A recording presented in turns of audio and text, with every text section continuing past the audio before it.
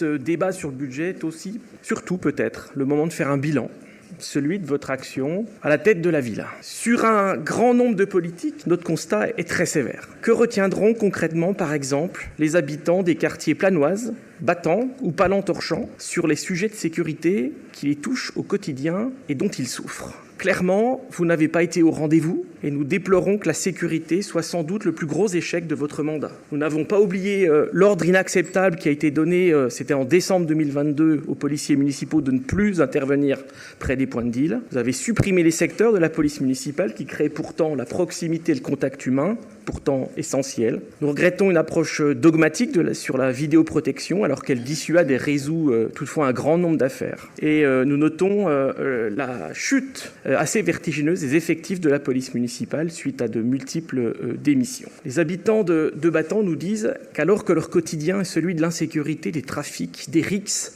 parfois avec armes, du logement et du commerce, vous leur proposerez des médiateurs qui, et vous l'avouez vous-même dans un dernier article, ne résoudront pas l'ensemble de ces problèmes.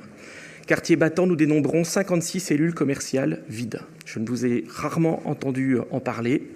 Vous aviez 5 ans pour agir. En matière de voirie et de mobilité, nous retenons l'accroissement des embouteillages dû à des aménagements assumés mais irréfléchis de notre point de vue. Nous retenons la suppression des places de stationnement par centaines, l'absence de discernement et de compréhension à l'égard des professionnels de santé qui reçoivent toujours des contraventions quand ils interviennent au domicile de leurs patients.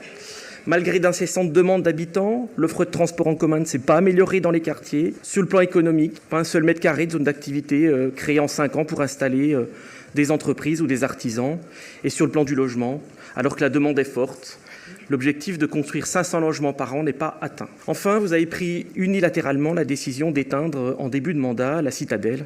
Éteindre l'emblème de notre ville, c'était comme un signe annonciateur. Je terminerai par le mode de gouvernance, mêlant militantisme politique et intérêt général. Je me souviens de cet indigne courrier d'appel à la délation d'agents municipaux distribué en boîte aux lettres rue de Trépillot, ou encore des réunions publiques où le droit d'expression est restreint à envoyer ses questions par SMS. Durant 5 ans, je considère que vous avez oublié le sens de notre mandat d'élu. Vous avez oublié qu'une municipalité est au service de ses habitants. En 2020, je déclarais « Nous serons vigilants à ce que Besançon ne devienne pas le laboratoire d'une idéologie ». Ces mots, hélas, ne pouvaient être plus justes. Les Bisontins vous attendaient sur des propositions réalistes, des pratiques démocratiques et une volonté sincère de croire en notre ville. À la lecture du bilan, qui est celui de votre équipe municipale, la seule consolation réside ce soir dans l'espoir qu'il s'agit effectivement de votre dernier budget.